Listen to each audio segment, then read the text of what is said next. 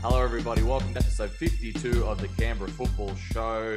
Another fantastic week of action. We'll get before we get straight into it, though. Russ joins us today. Russ, how's it going? Another great weekend of action. Yeah, plenty to talk about again, wasn't it? Brilliant weekend of action. Missed last week's because we were just down the road actually interviewing Monaro Griffins, which was great. What a fantastic setup they've got down there, and a wonderful football club going places as well. But yeah, great, plenty to talk about, and yeah, let's get stuck in, I guess. Indeed. Michael, how's it going today?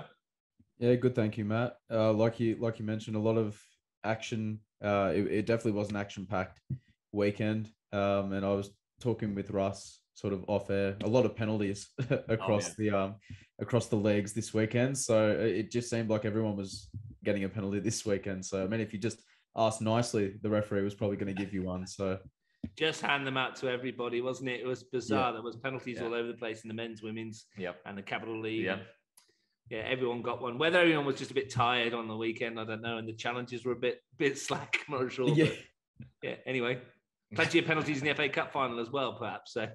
Yeah, that's right. Well, let's kick things off.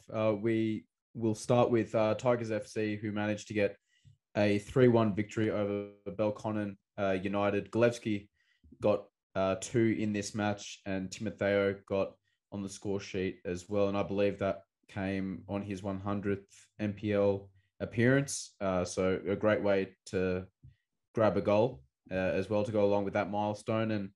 And Chris Ray got on the score sheet for Belconnen United in this one.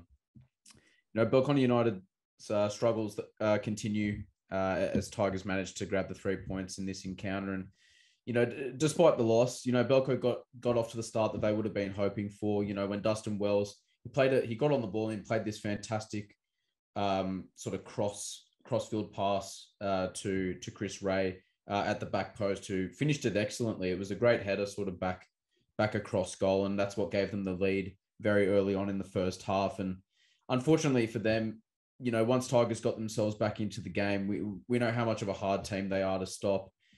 And, you know, Galevsky managed to find the back of the net yet again, like he already has done on, you know, a fair few different occasions so far this season. And like I mentioned at the top, Timotheo scoring a goal in his 100th appearance to make it 2-1 in this game. And congratulations to him for reaching that milestone at an important time in the game as well, to give Tigers the lead. And I think Belco will feel as though they certainly had their chances throughout the game, especially to get themselves level. But those hopes, you know, to gain at least a draw were dashed when Galevsky converted from the penalty spot and in what was his second goal of the game to put the result beyond doubt. So it was a good day in the office for Tigers in that regard, for getting the 3 points at the expense of Belconnen United. Russ, what were your thoughts on this result for Tigers? Obviously, they did what they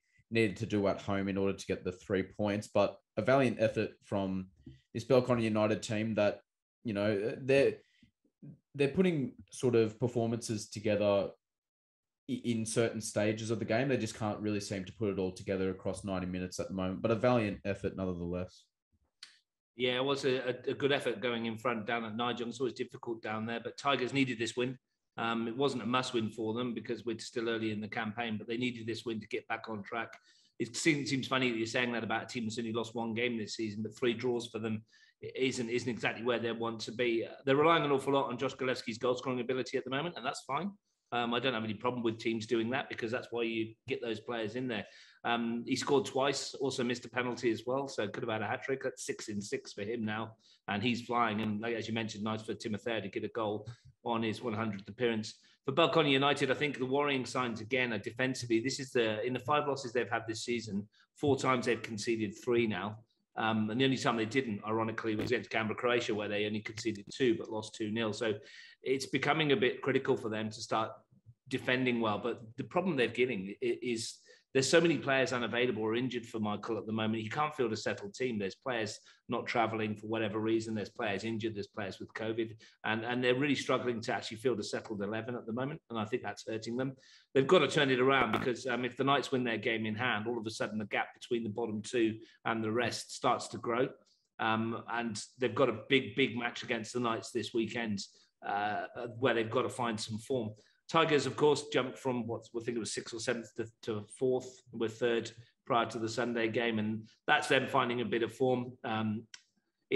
It's better for them, but they've got to be more consistent, and I think that's what Ryan will be hoping that he can get from his group as the season progresses. Next up, we have Monaro Panthers with a big victory, 4-1 over Canberra Olympic. Calfas with 2 goals, Andre Carl with 2 goals, and then Alan James for Canberra Olympic. Monaro took the sting out of Olympics' most recent run of form. They've been in a good vein of form after those first 2 opening matches. Very good away performance here from Monaro. Calfas rediscovering some form as well when he got a brace. Good first goal as well. The second goal was a little cheeky, wasn't it? Waiting for the keeper to come and try and retrieve it, I guess. Monaro capitalized on a very, very good start. Had a lot of opening chances as well. Like we said, Calfas in very good form. Andre Carl, the Monaro striker, scored a brilliant volley, didn't he, off that corner to get Monaro's 3rd. But his second goal was arguably better, an absolute screamer of a free kick. One of the goals of the week, and we had a few as well this week, didn't we? Over all 3, across all 3 of the leagues. So far we've seen 2 great free kicks, haven't we? In NPL1 anyway. Minot Smith's free kick, this free kick. I'm probably forgetting one as well, but it's only early on, and we're already Gaspari as well. So that's how I called that one as well. I knew I was forgetting one. So there you go. So we're 6 rounds in, we're already seeing some great, not only goals, but free kicks also. So it's great to see. Like we said, in terms of Olympic, though, they were really on a good run of form. And I guess the issue isn't really losing this one. It's losing this one with that, by that scoreline. But in terms of the goal, though, Alan James, he has really turned it on this season, hasn't he? Every time I've seen him play anyway, he's been absolutely terrific for this Olympic squad. But yeah, I wasn't able to see too much of this one, Russ. You were able to see more of it. What did you think of the action? Yeah, I watched all of it actually up to the last 10 minutes or so while I was at Deakin Stadium preparing for the Croatian derby on the big screen in the VIP room there. I enjoyed it. It was a good game to watch. It was an open game. As you mentioned, Alan James, I think he missed quite a lot of pre-season, which put him a bit behind the 8 ball when it came to getting started. But now he's found his feet. And it was a lovely goal, wasn't it? Little 1-2, and the finish was superb. Mm-hmm. And he does scheme in and around Isesra Hegi really well. But for them, it does bring the end to that 3-match run. I don't think they'll be pushing the panic buttons.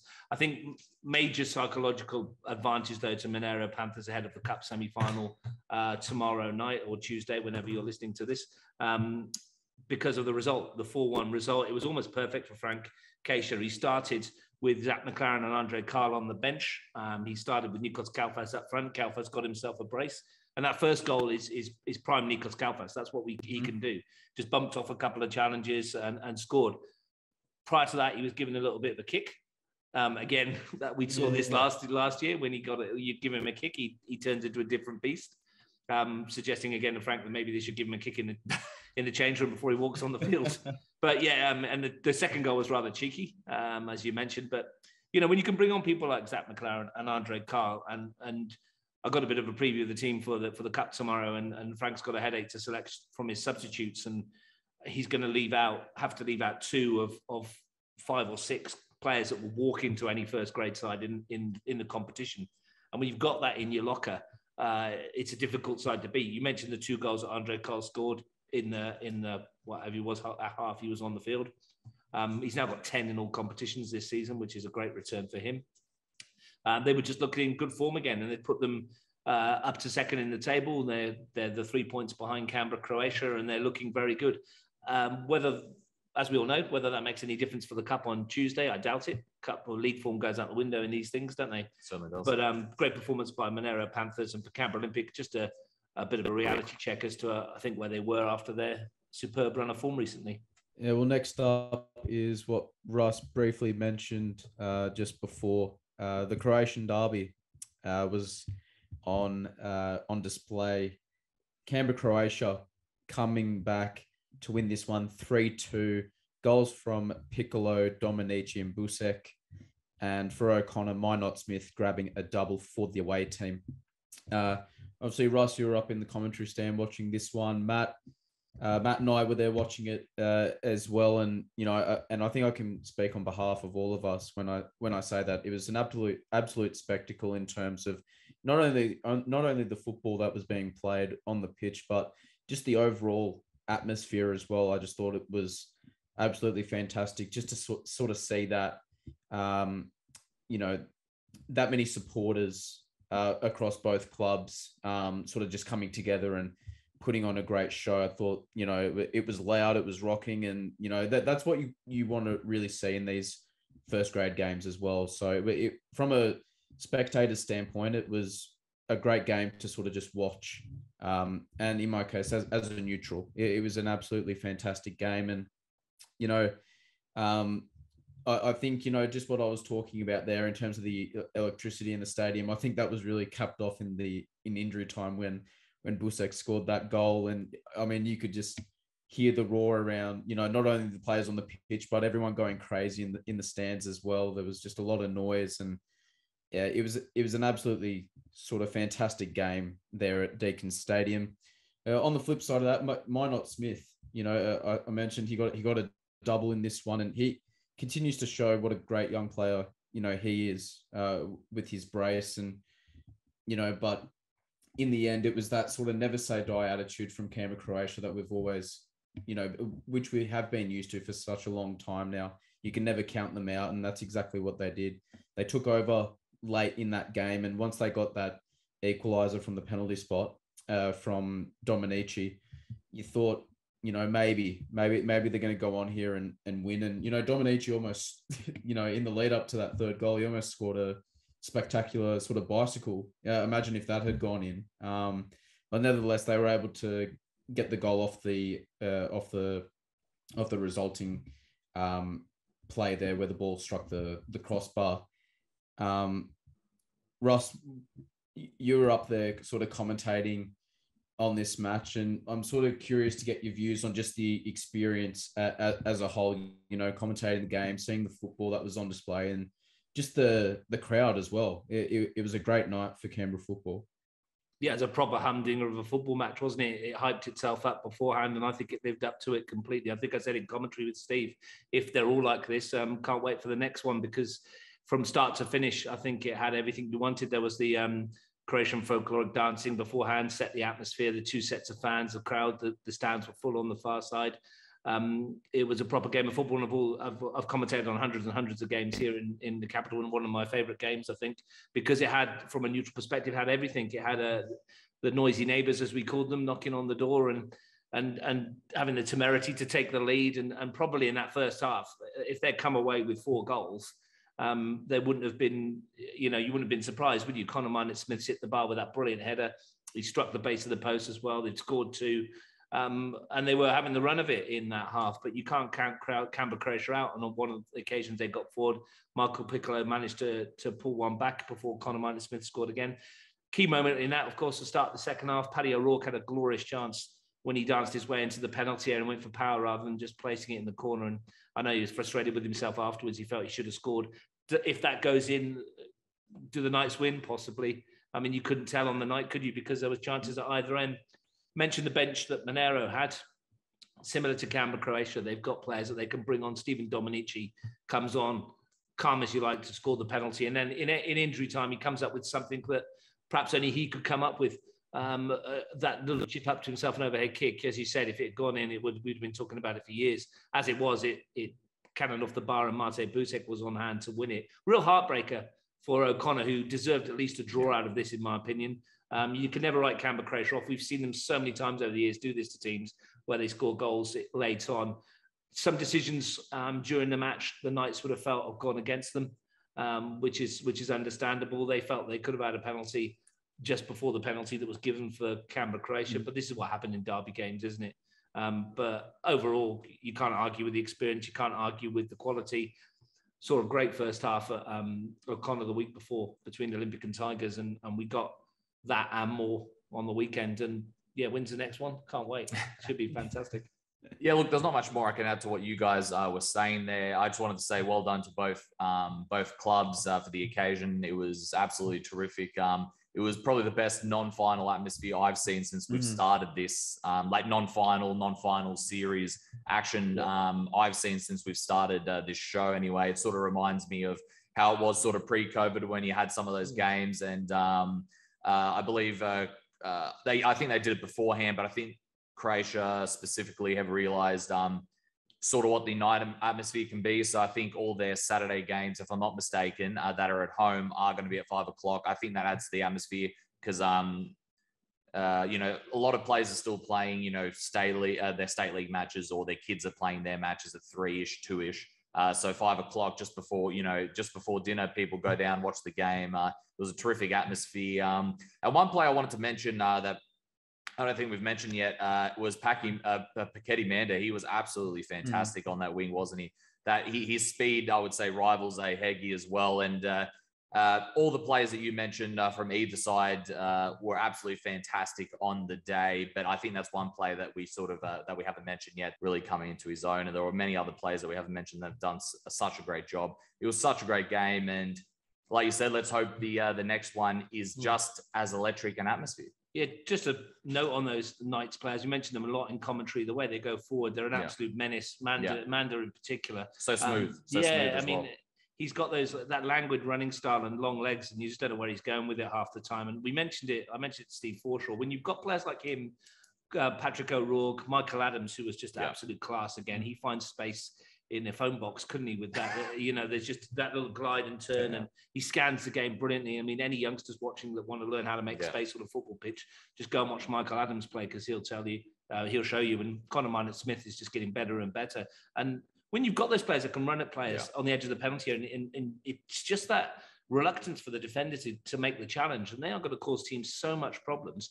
Sometimes I said this to Miro and Alex when I spoke to them on the weekend. They're a joy to watch because everything's positive in the way they go forward. Sometimes, as a coach, I'm sure they pull in their hair out when they want them to be a little bit more restrained and go, look, we've already scored 2 or 3. We don't need to keep looking for more. But if you take that out of the team, you take the joy out of it, don't you? And it's great to watch. And look, credit, as you said, to both clubs' sets of supporters on the weekend. They supported in the right manner, I think, as well.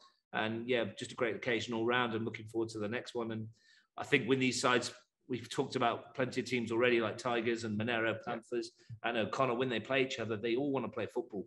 So these occasions in Canberra Olympic as well, these occasions are going to be great from now until the end of the season. They certainly are. And let's get on to our last match of the week. We have Gungahlin United 3-1 over West Canberra Wanderers. Gungahlin United bounced back from their defeat to the newly promoted O'Connor Knights last weekend, and it seemed that the first 45 minutes was not going to feature any goals until Dom Giampaolo comes up with an absolutely fantastic goal in the top corner, showing good strength and technique in that move there. From a West Canberra Wanderers perspective, they did, sort of bounce back with that goal, didn't they, with Harrison Palick. Before that, Samuel Habtemariam.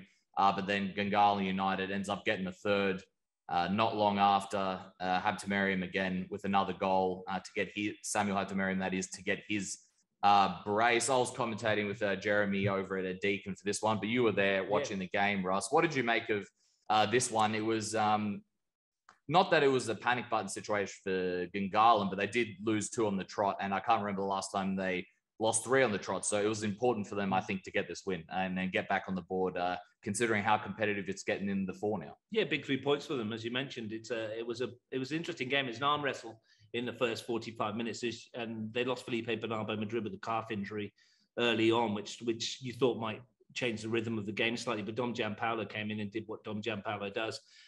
Key moments, of course, were, without being obvious, was the 2 goals just before half time. I mean, somehow Sam Habtemariam had missed an absolute sitter from 2 yards earlier in the game. He hit the bar some when it was easier to score. I'm not sure how he did that, but he certainly made up for it with his 2 strikes after that. But the Dom Giampaolo goal opened things up. And then, of course, there was a great run by Will Robertson, a 50-50 with Wiseman, which he came out on top with, left Sam Habtemariam with the second. And West Canberra Wanderers scratching their head again. I've mentioned it in commentary and we'll keep mentioning it. They've had 2 goals now in the first half in the last 17 matches. And I said this to Steve Forshaw, who joined me again in the absence of Ian Worthington. Get well soon, Ian. He's struggling with flu at the moment. Might be COVID. We'll see.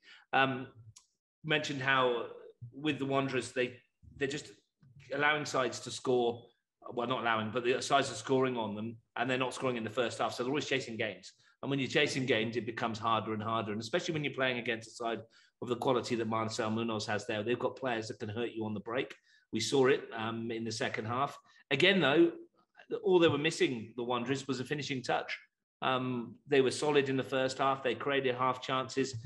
Into that final third, though, it's not quite clicking for them at the moment. Bo Harvey and Jenna Cerruti are trying their best, but it's just not quite working. And they definitely missed Ben Obst on the weekend, another player who's injured his knee now and is likely to be gone for the season. So we wish him well as well. But it's not quite critical for them yet. They've got 1 point from 5, the Wanderers.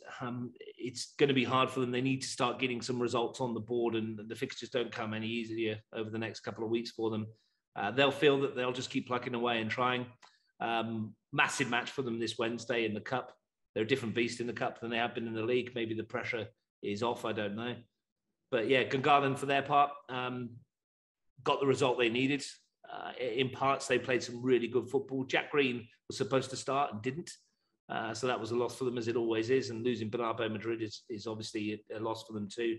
But they've got a good squad. They've got a lot of quality around there, and it's just making it tick. And shout out to Josh Gaspari again, who was immense in midfield, as he generally is. Yeah, and before we move on, we haven't talked too much about Will Roberts on the show, but he has really stepped up. I think the last couple of games, he has been really, really impressive. I just wanted to say that because we haven't mentioned him too much on the show. He came in on the weekend. Mishka Namoski was rested on that left flank, and Roberts switched wings throughout the game and just was a menace. He's big and strong, and he's quick. And he causes problems, and he's got a good football brain on him, it would appear, and he knows when to make those runs in behind the back. And when you've got quality behind you like the Habtemariams and Gaspari that can feed him, he will no doubt cause problems. So it's a good shot, a good play. Michael, what's the first match for this weekend? Yeah, so the first match for this weekend is the club we were just one of the clubs we were just dissecting. West Canberra Wanderers up against Canberra, Croatia, Saturday, May 21st, 2:15 p.m. at Melrose Synthetic. I'm going to go for Canberra, Croatia in this one, especially on the back of that huge derby win. Matt, it's, in my eyes, hard to pick against them considering that result and the struggles that West Canberra Wanderers are enduring at the moment. I know Russ mentioned that they're going to have to start picking it up quickly in terms of picking up points so that they're not staying down the bottom. But it's going to be hard for them to do that against an informed team like Canberra, Croatia. Yeah, look, like you said, it's hard to pick against Croatia, considering the form, considering even when it doesn't look like the momentum's going their way, they find a way back in the matchup. And they're the only undefeated team left in NPL as well. So it's difficult not to go with Croatia. But like we said, West Canberra's win will eventually come, I don't doubt. Do you see anything, any talking points for you for this matchup? Well, the main one is obviously this is a rerun of that cup fixture earlier in the season when West Canberra Wanderers came out on top 3-2 on this synthetic field. And I know it's not a field that Canberra Croatia particularly enjoyed playing on, so that's maybe something that the Wanderers can hold on hope to. Everything points though to an away win, doesn't it? I mean, the fact that the Wanderers have got a cup tie on it on Wednesday as well is going to play into this one too. Canberra Croatia can sit back and watch them. They're top of the table. They're expected to win this one. So maybe that's something that might play into their hands. I'll be very surprised if the Wanderers did take something off of Canberra Croatia in this one. But over the course of the years, they've been nuggety opponents against Canberra Croatia. They never really put them away, have they? A couple of times they have done, but not very often. And this will be another tough one, but it's hard to bet against Dean Gunic's team. And maybe Dean will be back on the sideline if he's recovered from his COVID. So fingers crossed for him.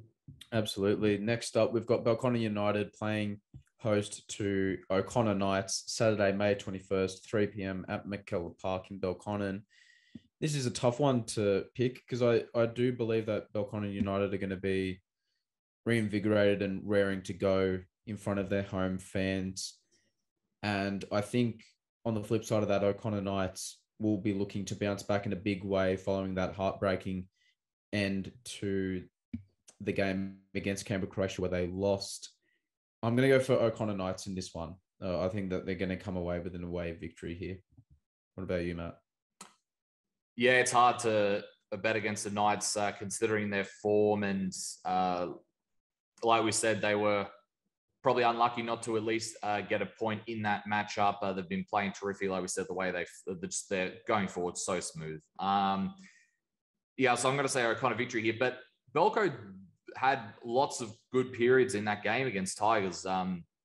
Lots of good free-flowing play, lots of good chances. They weren't able to get the result in the end, but Belco will, similar to West Canberra, they've had some good stuff in there, and they will get some opportunities soon, and hopefully they can put a full 90 together, and hopefully they can keep a settled squad with the amount of injuries and absences that they've had recently. But it's hard to bet against O'Connor this weekend. Any talking points for you here, Russ? We'll be commentating this one at McKellar. Yeah, I'll be there with you for this one. It should be a good match. I mean, they've only met each other once in NPL era, and that was in a cup quarter final, and it finished 8-5 to Belconnen. So we'd settle for that on the weekend.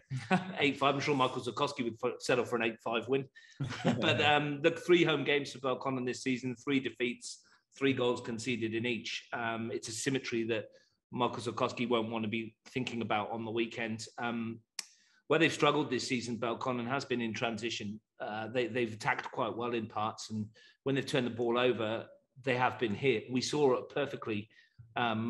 Example of it for the Wanderers, for the Knights rather, in the Croatia derby, where they had the 2 blocks, they broke fast, and they've got the pace to cause Belconnen issues here. The key on this one is going to be the first goal for me. If Belconnen can get it, it gives them something to dig into. If they concede and they're chasing the game, it's going to play right into the hands of O'Connor Knights and the pace they've got on the break. Which is why we've picked it. I think it's a pivotal game in the season for Belconnen United, even this early. This will be round 7 of 21, so a third of the way through the season. They've only got 3 points on the board at the moment. Big game for them this weekend. Absolutely huge, Russ, like you said. Next up, we've got Tigers FC at home against Monaro Panthers, Saturday, May 21st, 3 p.m. at AIS Grassfield 2. When I looked at this one, I couldn't help but think that it's going to be a draw. It's tough to call, in my opinion, given the form of both teams. Obviously, Monaro getting a must-win against Olympic, but I see it being a very tight game and very few and far between in terms of, significant differences. I think it's an evenly matched encounter, so I'm going to go with a draw. Sitting on the fence on this one. What about you, Matt? Look, it certainly is better. Since we did record this out of order, we have literally agreed on every single pick so far. So I'm going to choose Monaro. Very slight victory here. It's going to be Monaro have looked in better form than Tigers. I think it's arguable to say, but yeah, I'm just going to say Monaro.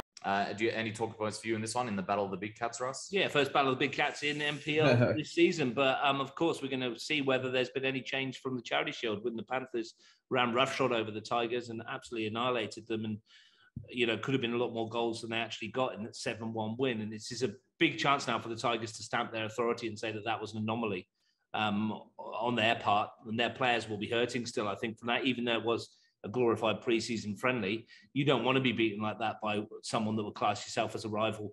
This should be an absolute corker of a game as well. It was difficult to pick which ones to go to on the weekend, and there's not much between these sides in terms of the results that we've seen. Panthers will fancy themselves because I feel they can move around the Tigers, who might not be the most mobile side at the moment, but there's plenty of firepower in both sides. It's not going to end goalless. There's going to be plenty of goals in this one. Absolutely. And lastly, we have Canberra Olympic up against Gungahlin United, Saturday, May 21st, 3 p.m. at O'Connor enclosed. This is another tough one for me to pick, but I'm slightly leaning towards a Gungahlin United away victory in this one. Just the fact that they were able to get that victory and get themselves back up and running. And we'll see how much the loss to Monaro will impact Olympic coming into this one. You obviously will expect them to bounce back. They've already proven to come back from worse situations early on this season. So it's very tough to pick, but I am slightly leaning towards Gungahlin United. I have a feeling they might just pip this one. Yeah, I'll agree with you there. I think Gungahlin United will take this one out. Like we mentioned, it's going to be a close one. I just think the the momentum that they got from getting that win after losing 2 as well, I think will be what takes them over the line in this one. Any talking points for you here, Russ? Yeah, I mean, these two sides often give us fantastic games, don't they? They're usually very entertaining. There's usually plenty of football, good football play between them. 2 coaches that have got football philosophies, 2 sets of players that play to those philosophies. And again, take your pick about which game you want to go and watch on the weekend, because they're all going to be brilliant, and this one will be no exception. And I shouldn't imagine there'll be too much between these 2 sides. You both gone for Gungahlin, but I wouldn't be surprised if Olympic sneak it. I mean, it's one of those ones where you flip a coin, really, isn't it? Certainly is. That's us for this week. Any thing else you would like to say, Russ? The midweek FA Cup matches and that sort of thing? Bar TV Sports and our wonderful sponsors again have enabled us to bring the FFA Cup semi-finals, or Australia Cup semi-finals to you live. Canberra Olympic versus Monaro Panthers at the Riverside at 7 o'clock. Slightly earlier on Wednesday, 6:30 for the Wanderers versus O'Connor Knights match. Both of them will be broadcast live, and we'll commentate on them as well. It should be 2 fantastic occasions, and then the final will be on the 4th of June. And we saw that the women's finalists are in place, Belconnen and Canberra Olympic. Very blue day it's going to be there for that one, and we'll wait and see what happens with the men's. But I'm really looking forward to those 2 games, and looking forward to this weekend as well. It should be a cracking weekend, and on Sunday we'll make I will make my first commentary trip to Wagga, as we do Wagga City Wanderers against Tuggeranong in the WNPL at Gissing Oval. It gives us a chance to meet up with the Wagga City management and board as well. So really looking forward to this weekend. Thanks for having me on again, guys. Really enjoyed it, and get out and watch some more football. And now we are back with the NPLW, and Jérémy joins us again. With a bit surprised to see that a Lyon shirt on him, considering he's a Marseille fan. What's the go of that, Jérémy?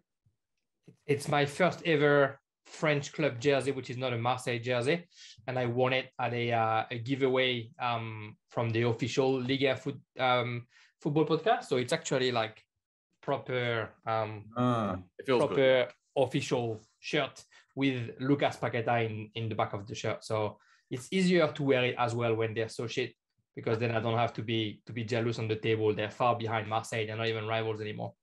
That is true. That is true. All right, let's get straight into the action, shall we? Let's start with Belconnen United. 9-0 victory over Wagga City Wanderers. Olivia Bonford with 2 goals.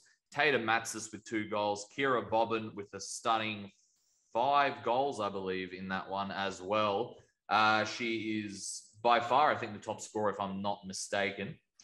Like we said, a resounding victory against Wagga.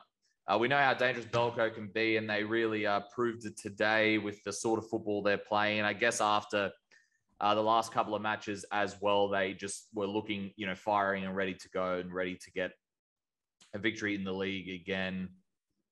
In terms of Wagga, though, we're talking about it's going to be sort of a difficult transition to head out of with Sam Gray. I know it's been a week or 2 now, but it will take time in that regard. And one goal I specifically wanted to mention was I'll ask you for your pick of the 9 as well, Jérémy. My pick of the 9 was, I would say, Bonford's goal, where it was very simple, but it was just so good. The way she sort of dragged it across her defender and then chipped it in the top corner. For me, that was the pick of the goals. Jérémy, what are your thoughts on this one? It seemed like Belco sort of had a point to prove.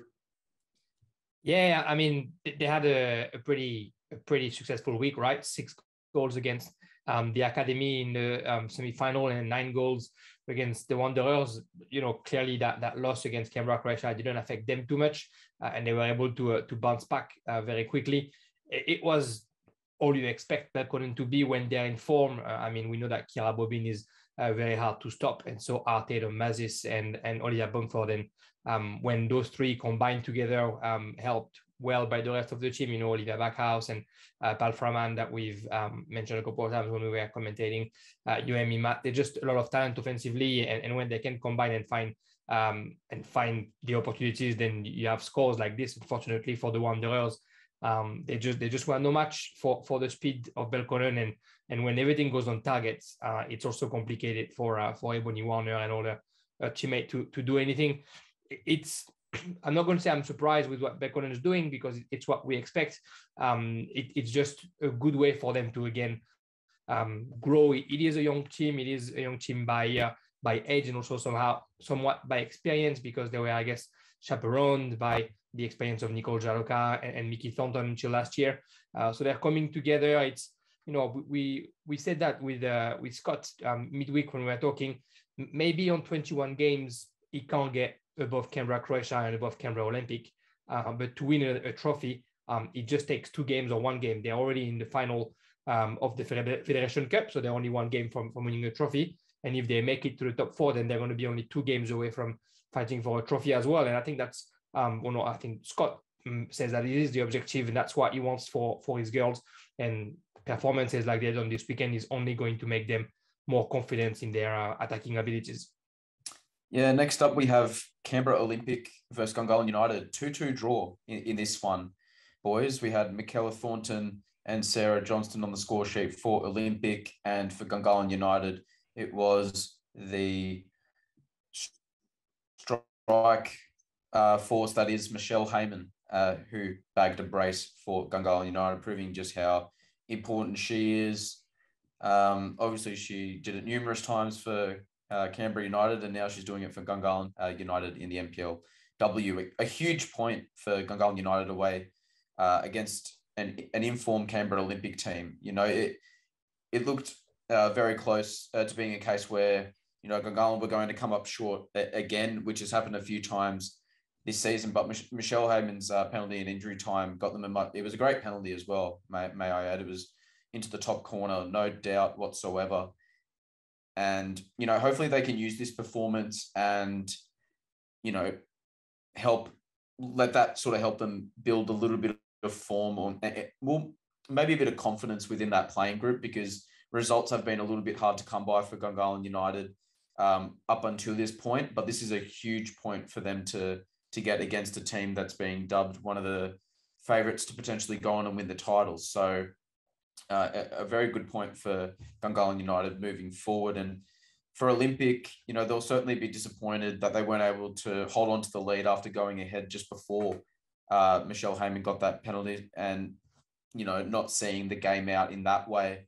What were your thoughts on this encounter, Jérémy? I think when you look at how the game was played and just the result, it's a big point from Gungahlin United, and maybe a case of some points dropped from Canberra Olympic, considering how well they've started the season.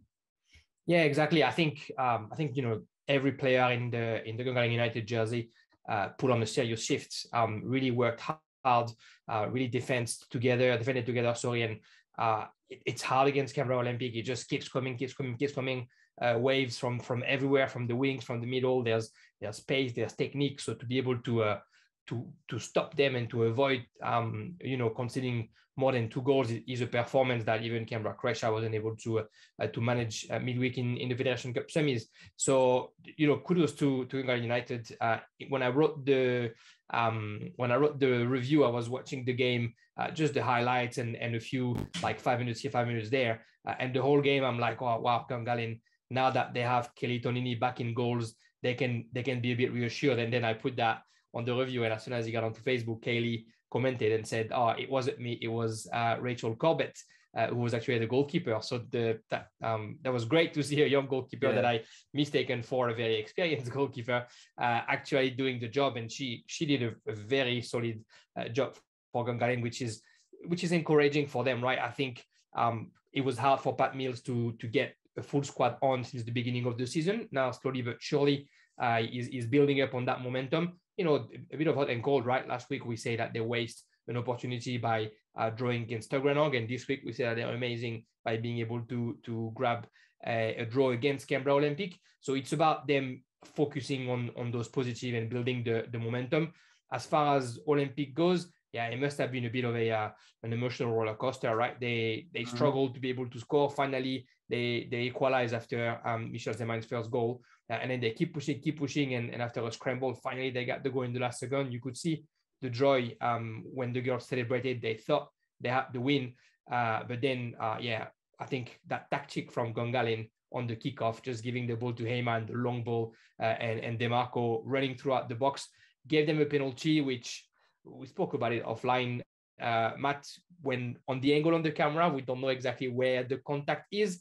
But there's a bit of protest from Vanessa Ryan, but not a lot. So there must have been an involuntary leg on leg kind of contact. But the tactic itself was, I think, very clever, and the pass from him was like to the millimeter perfect in the run of Stella De Marco. So they also deserve, I think, to be able to come back. They showed resilience.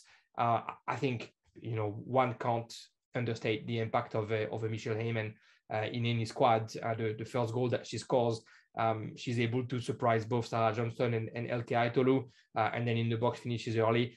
Throughout the game, whenever she's got the ball, she allows the rest of the team to be able to come back up. It's always going to help them, but it's good to see the rest of the team as well coming together. It's not been an easy start of the season for the Gunners. So seeing them now coming back and coming into the race for lack of a better word, best of the rest in the competition. It's important, I think, for the competition to have a strong Gungahlin United. So hopefully they're just going to go strength to strength from there. For me, the highlights for me here, I think the Michaela Thornton goal, absolutely terrific. The through ball from Stella DeMarco to Michelle Heyman for their first goal was great as well. And you mentioned the penalty also. Like you said, from the angle I saw on the camera, it didn't look like a penalty for me. But like you said, the ref might have seen a different angle. The big talking point, of course, from the Olympic game is that means they are now 2 points behind the team who won here, which is Canberra, Croatia, 6-1 victors over West Canberra Wanderers. Brittany Palombi making up for lost time when she was away in America with 4 goals. Grace Gill with her set for her first league appearance back gets a goal, and Sienna Burney as well. And Ginger Oliver with a great goal, which we'll mention very soon for West Canberra Wanderers.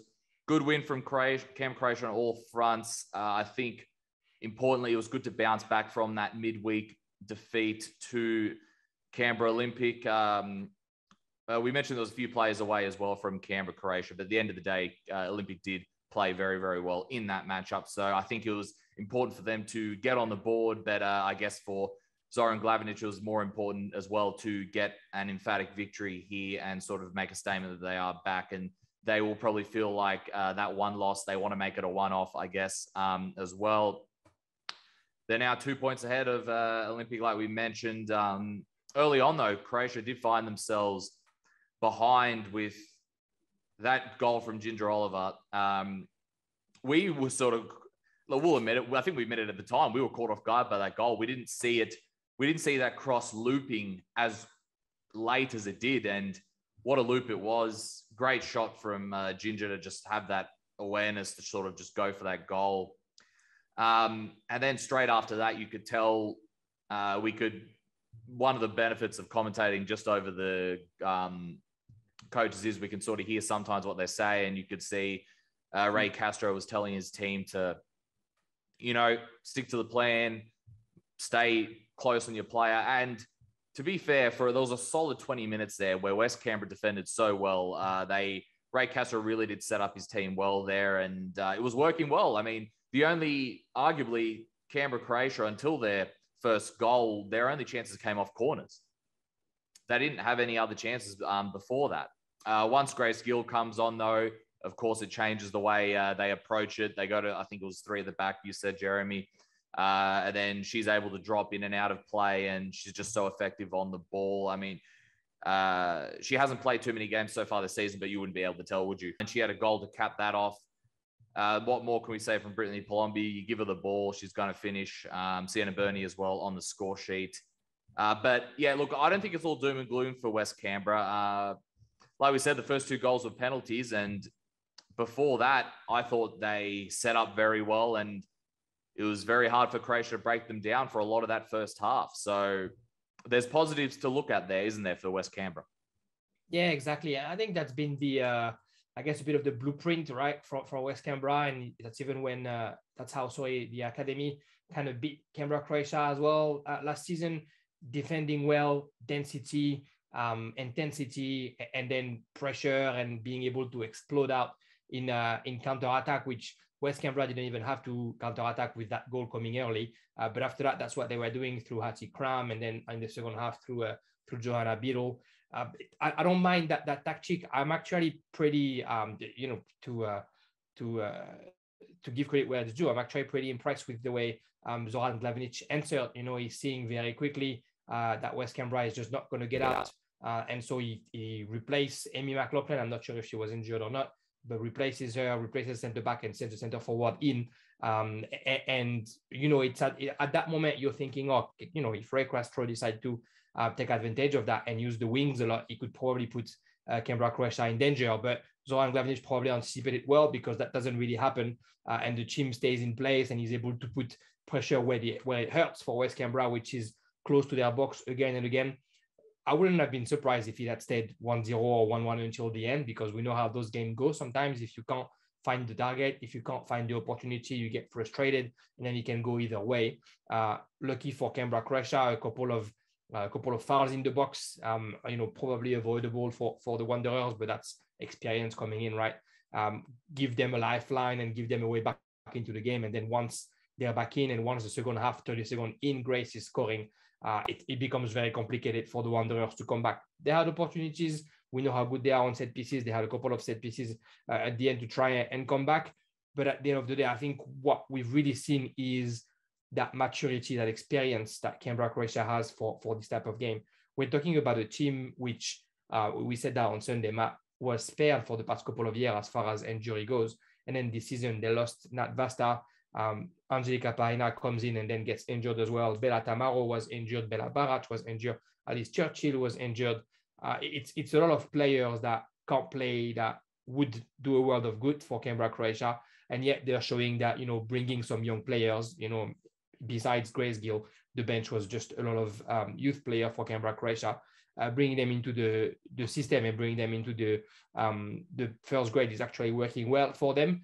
They are obviously lucky enough to have a core of strong, experienced players to protect the other players. Zoe Barling at one point, the goalkeeper has a bit of an hesitation, and Rhiannon Pensum doesn't hesitate and come and cuts it.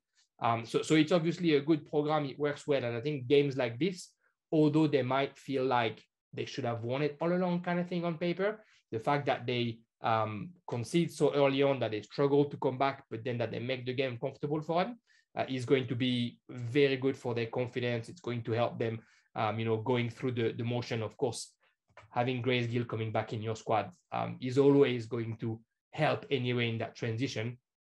But I think it's a win that shouldn't be underestimated, even though it's against the Wanderers, just because of the way it happened. And of course, Brittany Palombi scoring 4 goals, and she's 5 goals away from Kiara Bobin, so she'll probably make up that in a couple of games, and then we'll have a race for the Golden Boot. It's always good to see. I'm still waiting for Ashley Sykes to come back from her injury and to come and join the race with everybody else. Michael, what's our first match this weekend? Our first match is West Canberra Wanderers up against Belconnen United. Sunday, May 22nd, 12:45 p.m. at Melrose Synthetic. I'm going to go for a Belconnen United away victory, just given the strong performances that they've managed to put on display in their last couple of games. I expect them to carry that over into this one as well. What about you, Matt? Yeah, for me, it's difficult not to go with Belconnen United. I mean, the last couple of games have just been in rare hot form, sort of a point to prove after their loss to Canberra, Croatia. But for West Canberra, though, I mentioned a few times on commentary, I'm sure they're going to the top 3 back to back to back. I'm sure they're going to take, the last 2 games that they had against Olympic and Croatia, try and tweak a few things midweek in training to see if it'll work against Belco. And even if it doesn't, I think you're going to see an improved West Canberra against the top 3 in the next round of matches. I think Belco will win this one. How about you, Jérémy? Yeah, I think I'd go for Belconnen as well. They have the momentum. They have the confidence. It's not going to be easy. Melrose is a shorter pitch, and it's synthetic, of course, so a bit of advantage to work with for Ray Castro. But I think it's going to be hard to stop Pomford, Bobin, Backhouse, and the rest of the squad. Next up, we have Wagga City Wanderers at home against Tuggeranong United, Sunday, May 22nd, 2:30 p.m. at Gissing Oval. I'm going to go for a Tuggeranong United away victory in Wagga for this match. Matt, what about yourself? Yeah, look, I agree. I was the only one to pick the draw, might I add, against Gungahlin.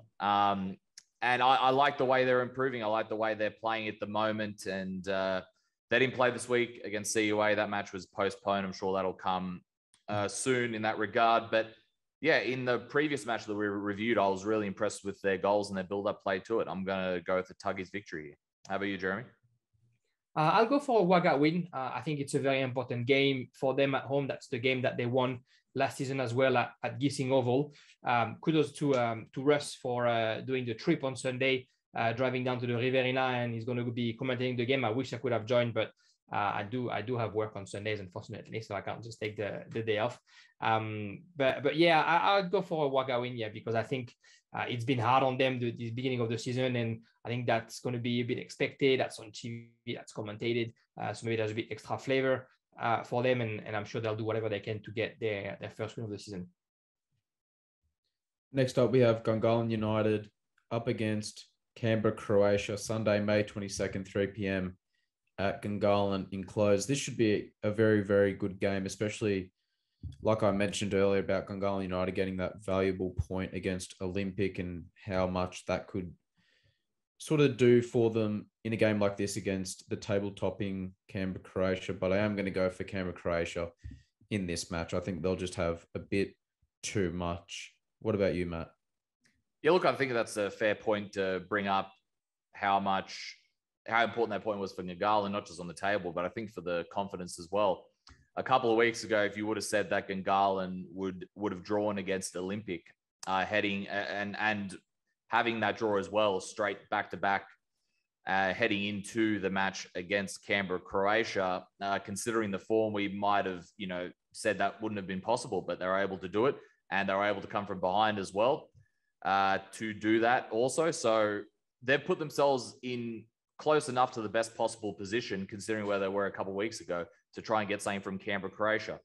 In saying that, though, I think Canberra, Croatia will be just too strong. But like we said, Gungahlin have put themselves in a good position to try and get an upset. How about you, Jérémy? I think I'll go for a draw. I would assume Gungahlin is going to come knowing what to expect. And Pat Mills is a very experienced coach. So he'll probably try and do whatever he can to prevent Canberra, Croatia from developing their game. He's probably watched the semi-final last week to get a few pointers there. And, a team who has Michel Heyman is always going to be dangerous until the very end. So I'll go for a draw just for the fun of it. And lastly, we have the Canberra United Academy versus Canberra Olympic, Sunday, May 22nd, 5:10 p.m. there at Hawker Football Centre. I'm going to stick with picking all the away teams this week, and I'm going to go for Canberra Olympic in this one. I think they'll bounce back in style, and we'll see how the Academy come back after having the weekend off due to their game being postponed. So maybe not playing a bit of football will affect them, but you never know. It could prove to be a well-earned rest, and they could come back firing. What about you, Matt? Yeah, it's hard not to go with Olympic, especially coming off the draw and conceding, straight after getting what they thought was the winner. I think they're going to probably have a point to prove in this one. In saying that, though, I'm looking forward to see how Canberra, how CUA go, because like we mentioned in the last couple of shows, they've improved really quickly and they've played some really good football. So I'm intrigued to see what they can do against Olympic, but I'll go with Olympic for this one. How about you, Jérémy? Yeah, I think I'll go with Olympic as well. They just have a little bit too much to be able to, for the Academy, to be able to stop them for the whole 90 minutes. So I think Nicole Begg will get another win at Hawker 10 days after the semi. Awesome. That is us this week for NPLW. Jérémy, thanks so much for joining. And any last words? You'll be doing the CUA match, right? Yeah, I'll be doing the CUA match against Olympic. So yeah, just looking forward to that 5:10 on NPL TV on Sunday afternoon. And don't forget to tune in earlier to watch Wagga City against Tuggeranong with Russ on the commentaries as well. Now moving on to CPL action, where we kick things off with Queanbeyan City getting a 5-1 victory over Weston Molonglo out there in Queanbeyan. Vasco Petrovsky with 2 goals, Noveski with 2, and Andrew Sellers with a goal in injury time. And Weston Molonglo's goal scorer was McEwen from the penalty spot as well. So a lot of penalties in this game by the by the looks of it. And you know, as I just mentioned, it was pretty much penalties galore, Matt, at High Street there in Queanbeyan. You know, and make it 6 from 6 to continue a great start for Queanbeyan City. You know, they're the only team to win every one of their league games out of the main 3 leagues in Canberra that we cover. So kudos to Queanbeyan for, you know, a great start to the season. And, you know, they've been absolutely fantastic. They went up by 2 in the first half with 2 of the penalties, and then the third and the 2 late goals to round off their win. And once again, you know, the scorers for Queanbeyan showing that they can, you know, rely on a number of players to find the back of the net, which they've so often done over the years in CPL. You know, they also backed up from midweek by putting in a strong performance against O'Connor in the cup. You know, especially in the first half, it was a very tight, close, contested match before obviously O'Connor break away in the second half there. On the other side of this, I think Weston will be looking at this game and, you know, looking at the situation with the 3 penalties against them, including, you know, a pen for their goal as well. You know, and two late goals, I think will be a little bit disappointing for them to concede so late as well. You know, word is that they went down to 10 men due to injuries before conceding the 2 late goals as well. So once again, it just wasn't their night. And I think we've said that quite a few times, but, you know, you just have to keep persisting through and, you know, hope that, you know, fortunes will turn around and favor you at one point in time. And there was only one ref at this match as well, which isn't great to hear in terms of, you know, obviously there not being a huge availability in terms of referees for this one. So like we have mentioned numerous times through previous episodes, if you're interested in getting involved, Canberra needs more referees. I'm sure if you reach out to, I'd say, you know, Russ, Gibbs, or anyone at Capital Football, they'd be very, very happy to take you on board. So, you know, if it's something that you're honestly interested in and want to get involved in and get involved in the game, there are those opportunities that they are seeking in the referee department. All right. Next up, Canberra White Eagles against ANU. Massive match for many, many reasons. 2-1 victory for ANU. I was able to attend this one. Very good game, which had its twists and turns. It was a bit of a feisty affair as well in the second half at certain times, as both sides really, really wanted this win. ANU started probably the brighter of the two in the first 10 minutes or so. Then it was pretty 50-50. And then once White Eagles scored that goal, for the rest of the half, you sort of, you know, you had the feeling that that White Eagles were on top of that match and they had the momentum heading into that second half. ANU, though, came out of the blocks brightly in the second half, really trying to push for that goal back. And once they scored, you could see the elation in ANU's face. They didn't want to go 12 points. I think they would have been, if they lost this one, they would have been 12 points behind Queanbeyan City. So they went level. And then once it was 1-1, then you could see, then it was a really intense game. Once again, both sides trying to push for that goal. ANU did eventually get that second goal down, and it was through a penalty that was from Deans as well, I believe, that second one. That came 4 minutes after. So ANU, they were able to turn around what was White Eagles' momentum, which they haven't been able to do when they've gone behind so far this season. So that is just as much as a positive as the win as well, able to come from behind, change the momentum of the game, because after White Eagles scored, you couldn't help but feel, is this going to be one of those days for ANU like we've seen so far this season? But they were able to turn it around. 4 minutes later, they they put the pressure on for the penalty. White Eagles weren't very happy with this penalty though, as essentially one of their defenders went to go challenge. It's to me, seeing it, they went to go challenge for the header, but he went over the player as well. So it's one of those ones where if you're ANU, you think it's a penalty.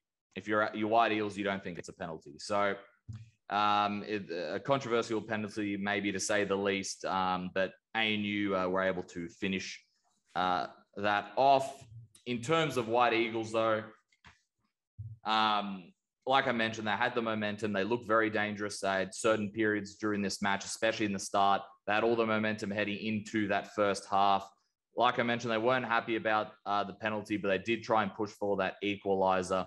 Like I said, it's one of those calls. It's going to be polarizing regardless. This is their second loss in a row, and it's only their first 2 losses of the season. We mentioned how they were quietly going about their business. Unfortunately, though, losing 2 matches on the trot and then Tuggeranong to come up next week probably isn't the best position they would have liked at this point. But like we mentioned, they're the 3 hardest games for White Eagles all in a row.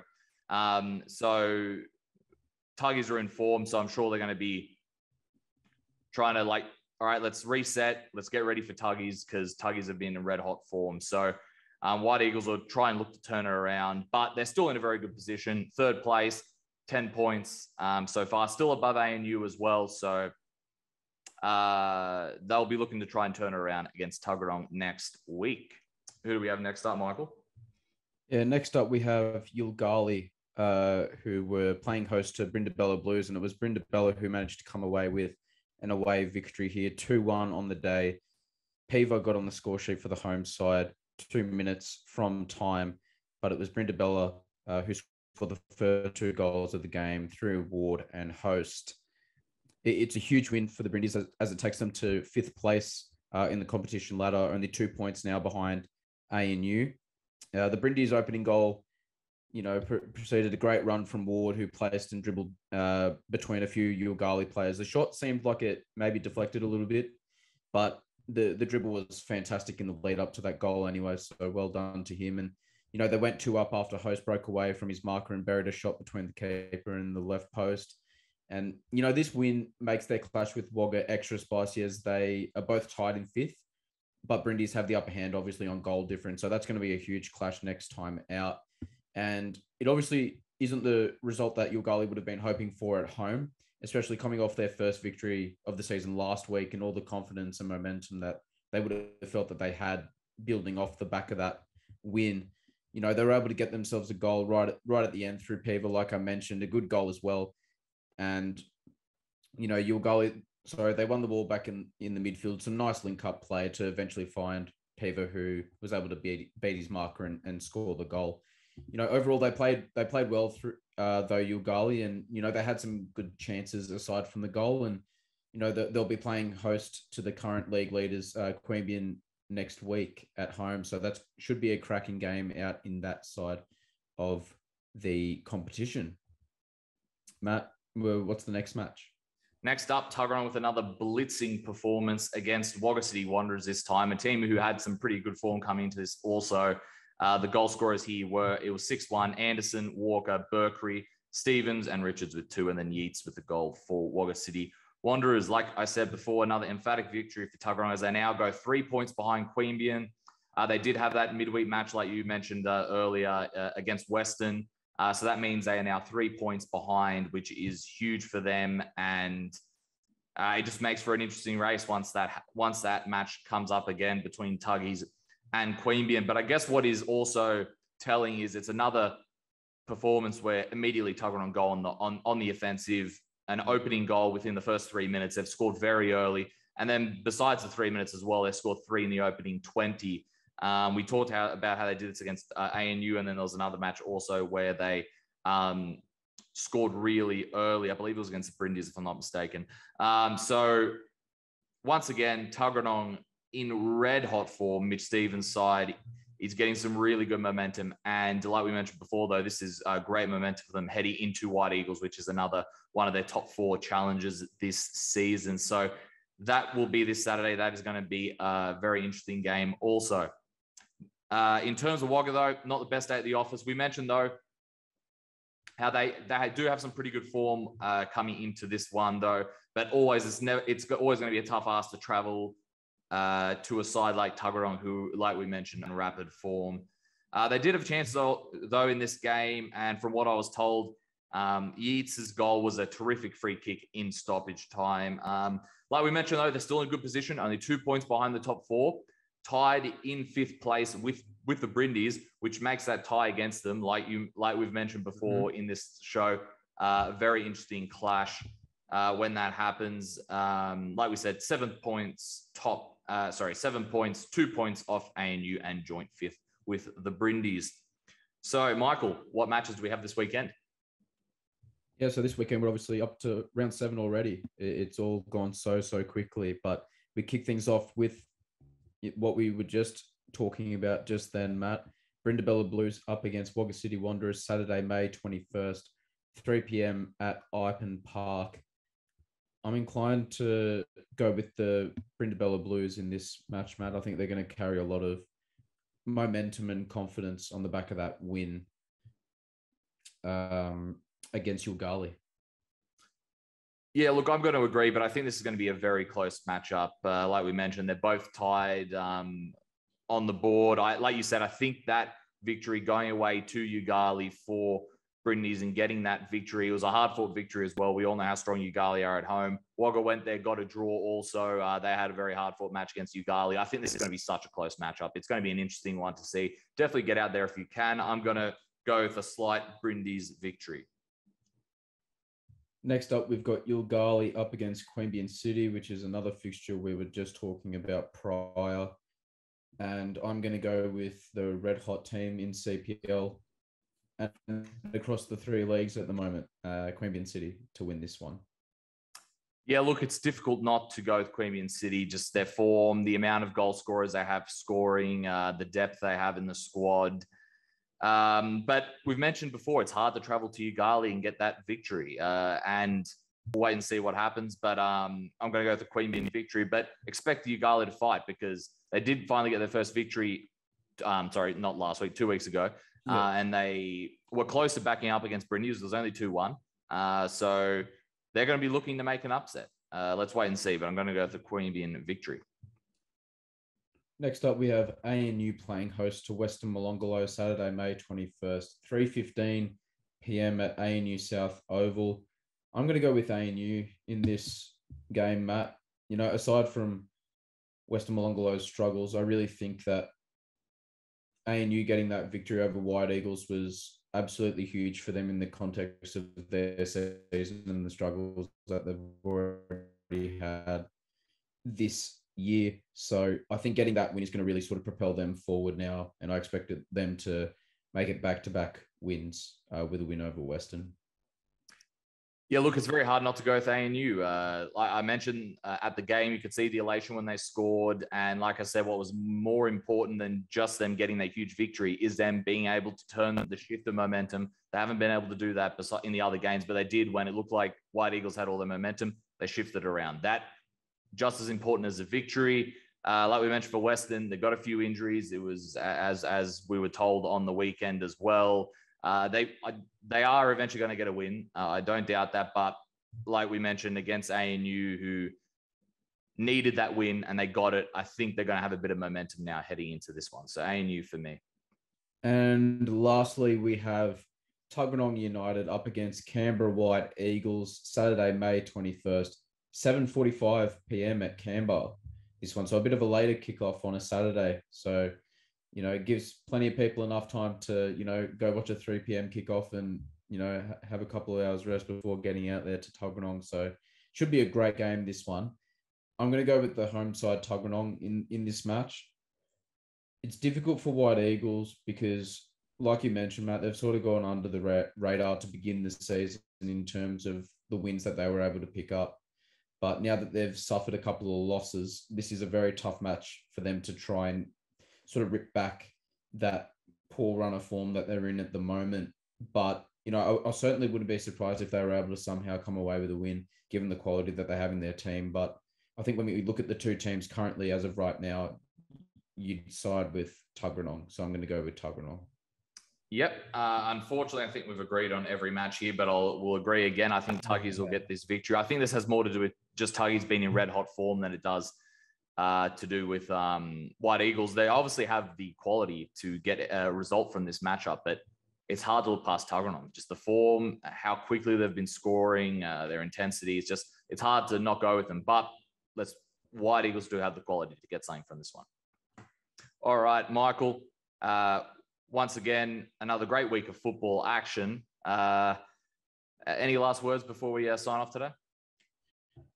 No, other than, I feel like I say it all the time, but it's, an action-packed filled weekend full of, a lot of football. So try and get out to a game or two if you can. The quality has been sensational this year with all the teams and the talent that's on display across, the different leagues and whatnot. So definitely make sure to get out there and go watch a game. I know that I will be. So it's going to be another great weekend of football in Canberra. It certainly will be. Thank you very much, everybody. That was episode 52 of the Canberra Football Show. Enjoy the weekend.